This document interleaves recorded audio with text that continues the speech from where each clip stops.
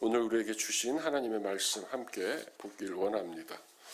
시편 84편 1절에서 12절까지 우리 함께 한 절 한 절씩 한 절 한 절이 정말 은혜롭더라고요. 귀하고 우리 천천히 읽겠습니다. 만군의 여호와여, 주의 장막이 어찌 그리 사랑스러운지요. 2절입니다. 내 영혼이 여호와의 궁정을 사모하여 쇠약하며 내 마음과 육체가 살아계시는 하나님께 부르짖나이다. 나의 왕, 나의 하나님, 만군의 여호와여, 주의 제단에서 참새도 제집을 얻고 제비도 새끼들 보금자리를 얻었나이다. 주의 집에 사는 자들은 주께 힘을 얻고 그 마음에 시온에 데려가 있는 자는 복이 있나이다. 그들이 눈물 골짜기로 지나갈 때에 그곳에 많은 샘이 있을 것이며 이른 비가 복을 채워주나이다. 그들은 힘을 얻고 더 얻어나아가 시온에서 하나님 앞에 각기 나타나리이다. 만군의 하나님 여호와여, 내 기도를 들으소서. 야곱의 하나님이여, 귀를 기울이소서. 우리 방패이신 하나님이여, 주께서 기름 부으신 자의 얼굴을 살펴보옵소서. 주의 궁정에서의 한 날이 다른 곳에서의 첫날보다 나은즉 악인의 장막에 사는 곳보다 내 하나님이 성전 문지기로 있는 곳이 좋사오니 여호와 하나님은 해요 방패시라. 여호와께서 은혜와 영화를 주시며 정직하게 행하는 자에게 좋은 것을 아끼지 아니할 것임이니이다. 다 같이 만군의 여호와여, 주께 의지하는 자는 복이 있나이다. 이 세상을 살아가는 동안에 우리 모두는 무언가를, 누군가를 사랑하게 됩니다. 사춘기를 전후로 이성의 눈을 뜰 때는 첫사랑에 빠집니다.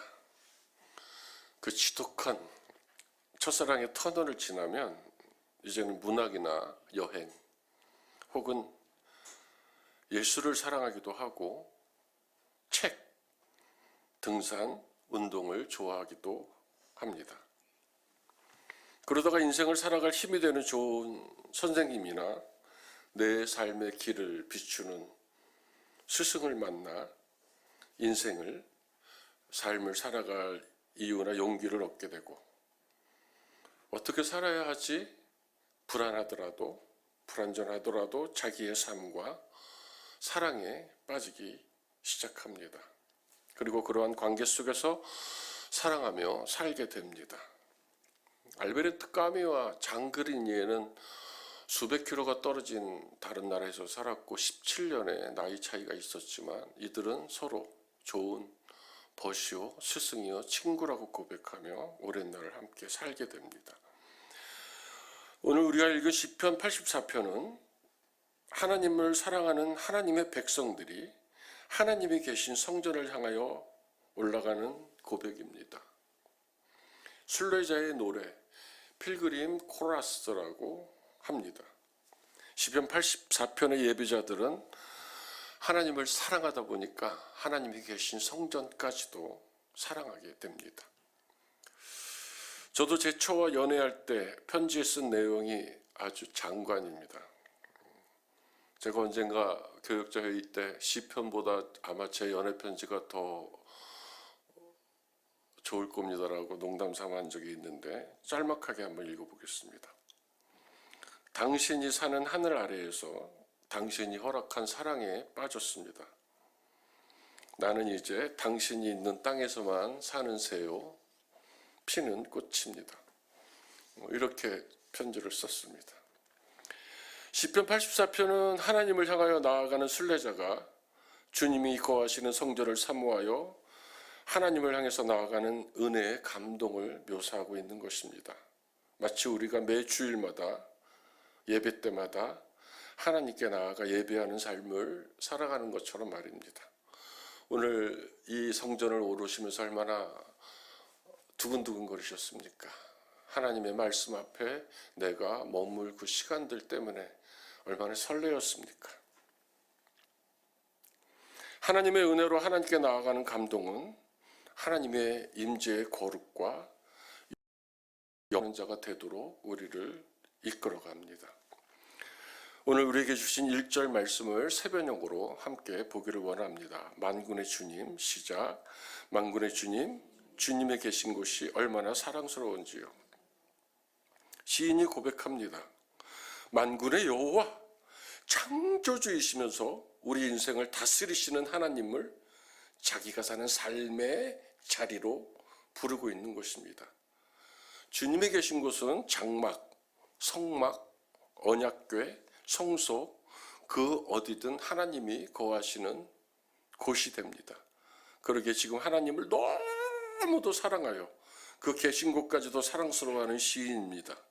그러면 시인의 삶은 그가 그토록 사랑하는 하나님이 계신 임재의 초소가 됩니다.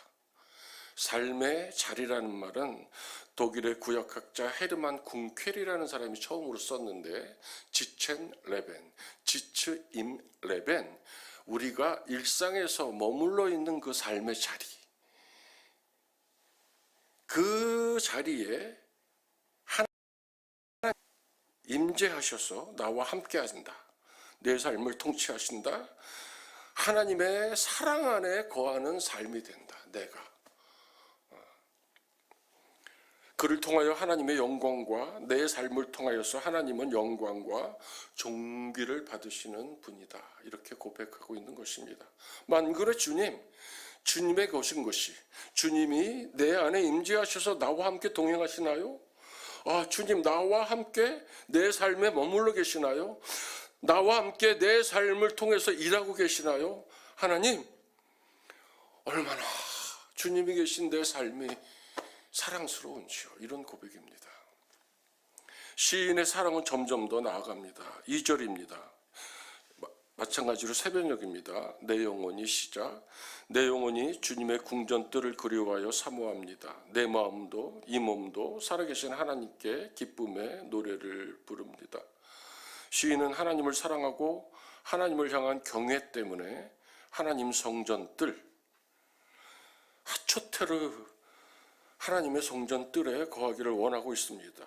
내 영혼, 내 마음, 레브, 내 영혼, 내 마음은 내 삶의 전부입니다. 하나님 밖에는 없습니다. 라는 고백입니다. 예화를 하나 나누겠습니다. 아주 오래전에 유럽의 가난한 가정에서 한 사내 아이가 태어납니다. 그의 부모는 존경받을 만한 신앙인이었다라고 이야기합니다. 그런데 시대가 불안하고 이내 전쟁이 일어납니다. 믿음 안에서 안정된 생활을 하던 그는 현실을 외면하고 싶지 않아서 전쟁에 참여하게 됩니다. 입대를 한 것입니다. 그리고 고향 근처의 전투에서 전투를 하던 중에 심각한 부상을 입고 그는 신체의 일부가 불구가 됩니다. 아주 느리고도 고통스러운 회복의 과정을 겪은 그는 마침내 사회 구성원이 됩니다. 그의 고백입니다. 나는 모든 걸 다 엉망으로 만드는 심각한 얼치기였다. 전쟁의 후유증인지 아니면 전쟁을 겪은 정신적인 부담 때문이었는지 그는 자기가 머물러서 일하는 곳마다 회방을 놓는 얼치기였다고 스스로 자기가 고백합니다. 그러다가 어느 날 그는 하나님을 인격적으로 만나게 됩니다. 겨울에 나무가 잎을 떨구는 것을 보면서 그 짧은 시간 안에 나뭇잎이 다시 봄이 되면 나고 그 위에는 꽃이 피고 열매가 맺힌 것을 생각하면서 와, 하나님의 섭리와 능력은 정말 대단하지 않은가. 제가 알고 있는 서상원이 아니라 서 집사라고 있는데 그 집사는 하루의 일과를 끝내고 어디쯤에서 별내쯤에서 차를 타고 집을 가고 있는데 석양이 지는데 그 석양에서 하나님이 자기를 보고 자기 이름을 부르고 계시더랍니다. 그래서 그냥 운전을 하다 꼬꾸라졌답니다. 그 처는 제가 좋아하는 권사님인데 자기 신랑의 속옷을 입고 새벽기도 나가서 기도했답니다. 하나님, 옷이 왔으니까 몸도 보내달라고. 그것처럼 겨울 나무를 보면서 하나님의 임재를 이 사내가 체험합니다. 그는 이제 하나님의 주권과 능력 안에 자신을 완전히 내려놓습니다. 얽히기가 아니라 이제는 하나님이 다스리는 인생이 돼서 하나님의 사랑 안에서 살아가게 되었다. 그가 그렇게 다시 고백을 합니다. 하나님께 대한 큰 뜨거운 사랑이 불타오르기 시작했습니다. 이것이 그가 고백하면서 40년을 살게 되는 원동력이 된 겁니다. 그러나 이 40년의 세월을 살다가 보니까 그는 세상에서 삶에 대해서 점점 만족하지 못하는 자신을 발견하게 됩니다. 그러다 50세가 되었을 때 그는 수도원으로 들어갑니다. 엄격한 생활만이 엉망인 자기 자신을 치유할 것이라는 기대를 가지고 수도원 행을 택한 것입니다. 처음으로 그에게 주어진 일은 주방일이었습니다. 너무 힘겨웠다고 합니다. 하나님께서 자기를 고쳐서 세우시려고 이런 힘든 일을 시키는 것일 거야. 하나님의 계획은 어디 있을까? 즐겁지 않은 일을 사명쯤으로 여기며 날들이 지나갑니다. 그러다 어느 때부터인가 그 일이, 식당에서 주방 일이 새로운 의미로 다가왔다고 그는 고백합니다. 그가 모든 일을 하나님을 향한 사랑을 가지고 하겠다는 결단을 하고 난 뒤로는 그의 누구에게도 환영받지 못하고 가장 힘들고 비천한 일이 다른 차원에서 이해되기 시작했다고 합니다. 그 후로 그는 하나님의 사랑을 위해서라면 땅에 떨어져 있는 남이 버린 쓰레기라도 줍는 것, 그것 때문이라도 즐거워했다. 이렇게 고백합니다. 그는 자기를 알기를 원하는 믿음의 후배들에게 이렇게 권합니다. 하나님을 자주 생각하십시오. 그리고 그분과 지속적으로 대화하셔야 합니다. 히브리서 3장 1절에 나오는 예수를 깊이 생각하라는 말씀과 닮았습니다. 진지하게 탐구하고 몰두하라는 말입니다.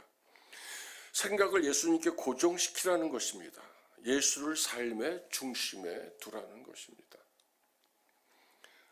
그도 역시 우리와 같은 성정을 가졌던 까닭에 죄의 문제와 어떤 일을 믿음을 가지고 감당하는 것에 대해서 한계 등을 가지고 치열하게 고민합니다. 그러나 그가 전합니다. 일상생활, 하나님이 허락하신 현재의 생활에서 하나님의 임재를 경험하고 계속해서 하나님과 동행하는 방법은 오직 모든 일을 하나님의 사랑으로 실천해야만 합니다. 라고 우리에게 전합니다. 그 실천을 위해서 계속 기도해야 합니다. 라고 권합니다. 좀 전에 저는 이렇게 설교했습니다. 시편 84편은 만군의 여호와 창조주이시면서 우리 인생을 다스리시는 하나님을 내 삶의 자기 삶의 자리, 지첸 임 레벤, 자기 삶의 자리로 부르고 있는 것이다. 주님이 계신 곳은 장막, 성막, 언약궤, 성소 그 어디든 하나님이 거하시는 곳이 된다라고 저는 조금 아까 설교를 했습니다. 그러나 그 어디든이 우리가 사는 삶의 자리인 것이고 일상의 자리 그곳에 하나님이 오십니다. 이제는 그 성전이, 그 언약궤가, 그 장막이, 그 성막이 주님이 임재해 계신 우리입니다. 그래서 우리의 삶 안으로 천지를 지으신 하나님께서 친히 오시는 겁니다. 오셔서 머무시는 것입니다. 그리고 함께 하시는 것입니다. 그러면 마음도 몸도 살아계신 하나님의 사랑의 하나님께 기쁨의 노래를 부를 수밖에 없는 것입니다. 우리 시편 84편 3절 함께 봉독하길 원합니다. 만군의 주님, 세 번역입니다. 시작. 만군의 주님, 나의 왕,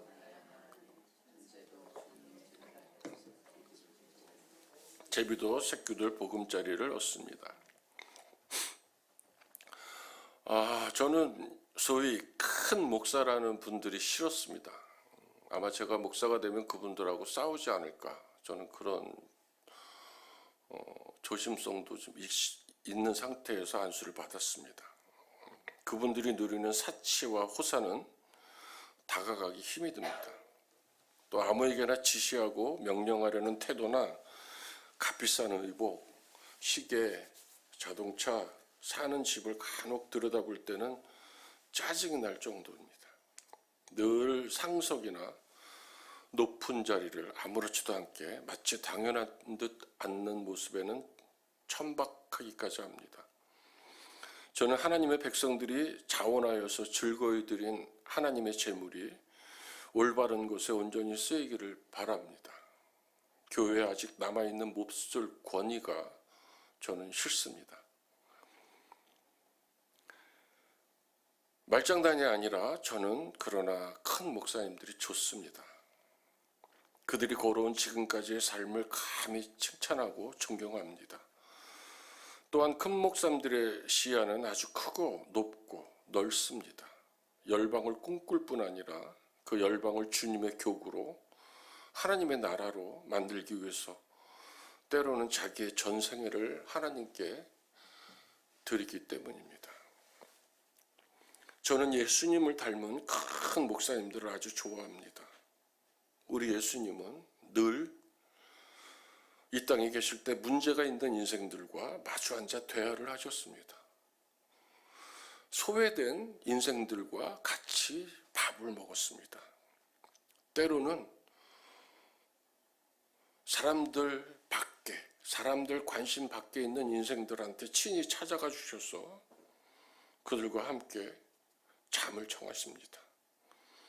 그런 예수님을 닮은 큰 목사님들 많이 계십니다. 저는 참 그분들이 좋습니다. 연약한 인생들을 품고 그들의 아픔을 위로하며 때로는 하늘의 능력으로 거뜬히 치유도 하는 그런 큰 목사님들이 참 좋습니다. 너무 소탈하여 언제나 찾아가면 만날 수 있는 목사, 그 많은 목사들 중에서 우리 목사라고 불리는 큰 목사님들을 많이 보고 싶습니다. 저도 좋은 목사가 되기 위해서 기도합니다. 백성을 이롭게 한 요시아 왕처럼 성도들을 유익하게 하는 목사, 그런 하나님의 겸손한 종이 되길 원합니다. 이 부족한 사람에게도 왕이 있습니다. 그분은 나의 주인입니다. 제가 왕으로 모신 분은 아주 스페셜합니다. 특별합니다. 나를 나무라시는 분이 아닙니다. 그분을 잊고 살다가도 그분께 돌아서면 언제 그랬냐시며 반색하시는 분입니다. 한두 번 돌아선 저를 안아주신 게 아닙니다. 참 좋은 참된 나의 왕입니다. 꼭 살아계실 때 우리 어머니를 닮았습니다. 늘 날 업고 키우시던 어머니. 제가 하던 일이 실패했을 때도 엄마나 실패했다고 얘기하니까 하루만 달라고 타박하지 않으시고 하루가 지나자 아들아 와라 그래서 제 처와 함께 무릎을 꿇었더니 그럼 더 가난한 자리로 가서 살면 되지 하면서 길을 기꺼이 따라오신 분, 일평생 당신의 생명까지도 내어주시며 사시다가 하늘나라로 가신 우리 어머니를 닮으신 그분이 나의 왕입니다. 아니, 우리 어머니가 그분을 저처럼 왕으로 섬겼기 때문에 나의 왕은 왕 중에 왕입니다. 눈치를 채셨겠지만 그분은 하나님이십니다. 천하디 천한 제게 영생을 허락하신 분입니다. 만군의 주님, 나의 왕, 나의 하나님. 참새도 주님의 제단 곁에서 제 집을 짓습니다. 그 천한 참새도 제 집을 짓습니다. 제비도 새끼칠 보금자리를 얻습니다. 그래서 저는 이제 하나님 때문에 집도 짓고 새끼도 치고 꿈을 꾸는 인생이 되었습니다. 시편 84편 4절 5절에서 시인이 고백합니다. 주님의 집에 사는 사람들은 복됩니다. 그들은 영원토록 주님을 찬양합니다.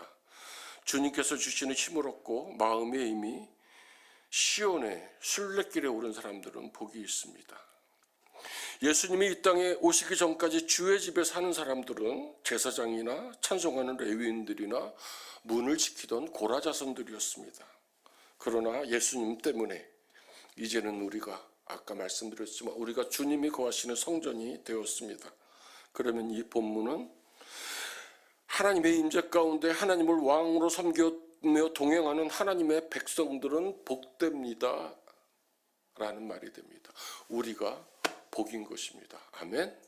우리가 복인 것입니다. 우리 마태복음 6장 33절에 보면 이렇게 나옵니다. 메시지 성경입니다. 제가 자주 말씀드리는 겁니다. 하나님이 실체가 되시고 하나님이 주도하시며 하나님이 공급하시는 삶에 흠뻑 젖어 살아라, 이 얘기입니다. 그게 하나님의 나라와 의를 구하랍니다. 이제 하나님이 실체가 되고 그분이 주도하고 그분이 내 인생의 모든 것을 공급하기 때문에 내가 그분한테 흠뻑 젖어 살면 나는 찬송합니다. 나는 기도하게 됩니다. 나는 예배자가 됩니다. 왜? 내 삶이 그분으로 인해서 복이 된 까닭입니다. 아멘. 6절 우리 함께 봉독합니다. 그들이 시작. 그들이 눈물 골짜기를 지나갈 때에 샘물이 솟아나서 마실 것입니다. 가을비도 샘물을 가득 채울 것입니다. 이 말씀은 우리를 향하신 하나님의 마음입니다. 눈물의 골짜기, 울음의 골짜기, 통곡의 골짜기에 계십니까? 하나님이 베푸시는 샘물을 마시고 승리하시기를 축복합니다. 이진숙 집사를 제가 로비에서 만났습니다. 머리는 다 빠지셨는지 예쁜 모자를 쓰고 오셨고 그동안 금식을 밥을 못 먹어서 몸은 더 말라 있었습니다. 그분이 저한테 처음 한 말이 저 괜찮아요. 이제 살 용기가 생겼어요. 하나님이 저를 완전히 고쳐놓으실 거예요. 마음에 하나님의 큰 길, 대로가 있기에 아무리 힘들고 어려운 상황도 하나님께서 기쁨과 생기가 넘치는 상황으로 바꾸어 놓으실 것입니다. 가을비는 이른비입니다. 우리가 앉고 일어섬을 아시는 하나님께서 허락하시는 복입니다. 우리 안에 착한 일을 시작하신 이가 이루어 가실 성실하심의 복입니다.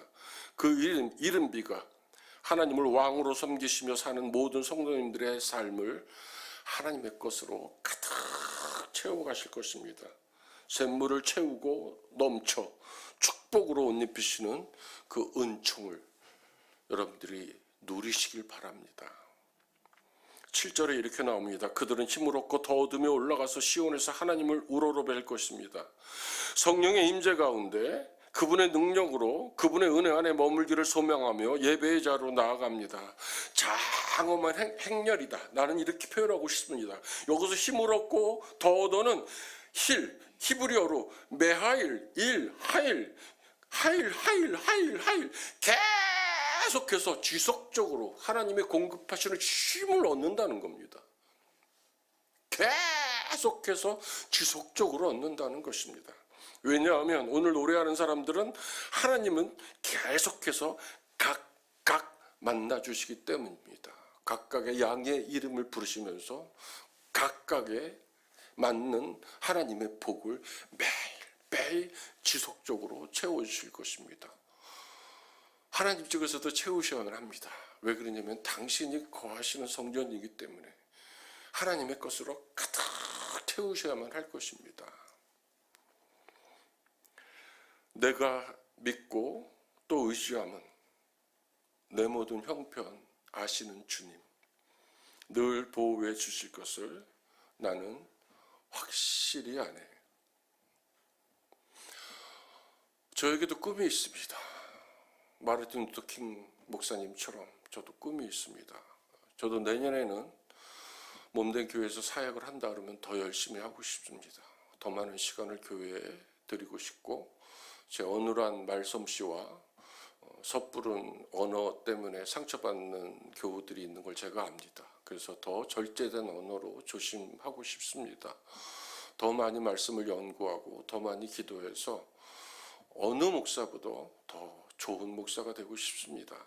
교만하지 않은 목사가 되고 싶습니다. 낮은 자리에 거하는 목사가 되고 싶습니다.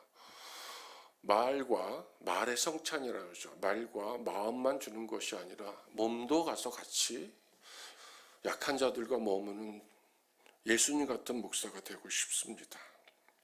내가 믿고 또 의지하면 내 모든 형편을 아시는 주님, 그 주님께서 나를 보호해 주실 것을 저는 압니다. 내 모든 형편입니다. 이번 40일 기도 기간 중에 구체적으로 내 모든 형편을 하나 다 갖고 와서 마치 그림을 펼쳐놓고, 히스기야가 적군의 편지를 펼쳐놓았지만 내 편지를 하나님 앞에 우리 김정숙 집사님처럼 러브레터로, 사랑의 편지로, 사랑의 하나님을 너무 사랑해서 내 모든 형편을 다 펼쳐놓을게요. 하나 긴 시간 동안 길게 애써 힘써 간절히 기도하시는 그 거룩한 40일이 되기를 주님의 이름으로 오늘 말씀에 빗대서 축복하길 원합니다.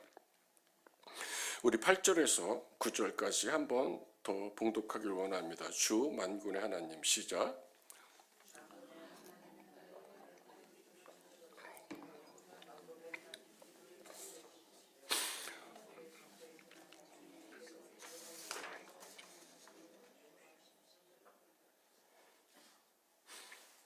저는 평생을 자유롭게 살아서 이렇게 음악을 하다 보면 또 이렇게 제 생활을 이렇게 규제를 하다 보면 그 창의에 좀 많은 지장이 있어서 의도적으로 이렇게 얽매이지 않으려고 그러는데, 이제 여기 교회 와서 제일 힘든 게 이렇게 큐시트입니다. 이렇게 시간 안에 이렇게 내가 맞춰야 되는 거, 그 다음에 1번, 2번, 3번, 4번을 다 해야 되는 거. 이게 아무리 읽고 빨간 줄 쳐놓고 꺾기표를 해놓고 파란색으로 해놔도 입력이 안 됩니다. 그래서 지금 자주 여기를 보는 까닭은 몇 시까지 설교를 해야 되나.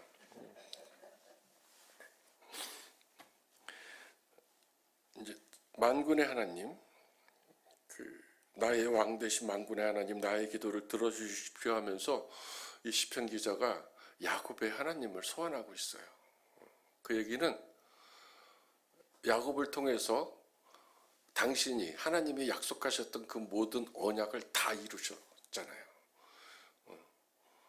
아버지 이삭, 할아버지 아브라함, 그 말씀하셨던 그 약속 때문에 그 약속을 이루어 가시는 하나님을 야곱을 통해서 이 시편 기자가 붙잡은 거예요, 말씀을. 그리고 그 말씀을 붙들고 자기의 기도에 그 언약에 신실하신 하나님을 소환합니다. 그래서 하나님이 나 방패예요. 야곱의 방패였잖아요. 하나님은 기름 부어주신 사람을 돌봐주셨잖아요. 야곱 돌봐주셨잖아요. 나도요. 그렇게 기도하는 겁니다. 강력한 기도입니다. 그분께 기름 부음 받은 당신의 백성들의 삶에 은혜를 베푸심으로 형통하게 하시는 그 하나님을 확 붙드는 겁니다. 믿음으로. 내 하나님의 문 입구에 서서 들어가기를 간구하는 이 예배자의 절절한 하나님을 향한 사랑. 오늘 제가 예화를 든 그 하나님을 만나기 위해서 50세에 고행길을 스스로 걸어 들어간 사내를 닮지 않았습니까? 이제 시편은 절정에 다다릅니다. 주 하나님은 태양과 방패이시기에 주님께서는 은혜와 영예를 내려주시며 정직한 사람에게 좋은 것을 아낌없이 내려주십니다. 히브리어 원문은 요 11절 앞에 왜냐하면 이렇게 되어 있습니다. 내가 왜 내 기도에 귀를 기울여주고 돌보아 달라고 내가 기도를 하냐면요, 하나님은 해잖아요. 하나님은 방패잖아요. 하나님께서는 내 삶에 당신이 허락한 하나님의 백성들에게 은혜와 영예를 내려주시는 분이시잖아요. 정직한 사람에게 좋은 것을 아낌없이 내려주시잖아요. 그래서 제가 기도한 거예요. 하나님은 해입니다. 하나님이 우리 삶의 유일한 빛이 되신다는 의미입니다. 하나님만이 우리 삶을 풍성하게 하시고 부유하게 하시고 기쁨을 누리게 하신다는 고백입니다. 두 번째로 하나님께서 방패이시기 때문입니다. 구약 성경에서 이 방패, 마겐 63번 나온다고 합니다. 이 마겐, 방패는 동사입니다. 제가 3가지로 성경을 많이 찾아가지고 답을 얻었어요. 덮으시는 하나님, 방패로 덮으시는 하나님. 보호하신다. 안전과 평안. 제가 올해 6월쯤인가 너무 불안하고 힘들어서 제가 혼자 하는 기도처가 저한테 있습니다. 거기 가면은 하루 종일 하나님을 생각하다 올 때도 많이 있습니다. 어떤 놀 때도 있고. 근데 거기서 하나님이 언젠가 제가 말씀드렸는데 나를 둥둥 띄우는 거예요. 앉아있는데 제가 뜹니다. 그러면서 설명할 수 없는 평안을 허락하시는 거예요. 하나님이 나랑 함께 하시는구나. 덮으시는 하나님입니다. 애워싸시는 하나님입니다. 품에 안고 삶을 인도하시는 신실하신 하나님. 애워싸.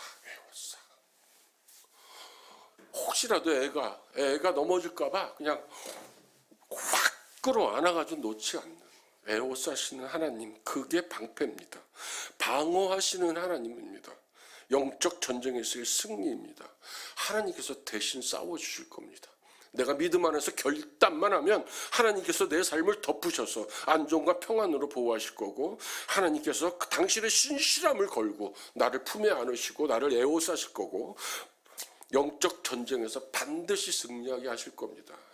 가정이 하나님의 지배를 받는, 하나님이 다스림을 받는, 하나님이 가정이 되는 가정을 꿈꾸시면 이 하나님, 방패가 되시는 하나님을 붙드시기 바랍니다. 기업이 하나님께서 주시는 복으로 감당할 수 없는 복을 주셔서 하나님의 영광을 드러내기에 부족함이 없는 기업으로 살기를 원하신다면 이 방패가 되신 하나님을 붙드시길 바랍니다. 그분이 당신을 애워싸고 해가 돼서 사는 날 동안에 하나님의 유일한 빛으로 우리를 인도하실 겁니다. 마지막입니다. 우리 함께 봉독합니다. 시편 84편 12절 메시지 성경입니다. 시작. 만군의 주님, 주님을 신뢰하는 사람에게 복이 있습니다. 우리 개역개정에는 의지로 나왔습니다. 하나님은 나의 의지입니다. 저는 성경에서 이 말이 제일 좋습니다. 하나님은 내 의지입니다. 하나님을 신뢰하는 사람, 하나님을 의지하는 사람에게 복이 있다는 믿음의 고백입니다. 의지하는 애는 깊이가 있습니다. 이 의지한다는 내용에는 근본 뜻이 서둘러 간다. 전폭적으로 맡긴다. 이런 뜻이 있습니다. 아까 제가 말씀드렸습니다. 40일 기도가 선포되고 우리가 이제 그 기도를 통해서 많은 기적과 이적과 하나님의 일하심을 볼 것입니다. 내 삶의 변화도 경험하게 될 것입니다. 그래서 제가 그 하나님을 의지하고 40일 기도를 하실 거면 서두르십시오. 이렇게 얘기한 겁니다.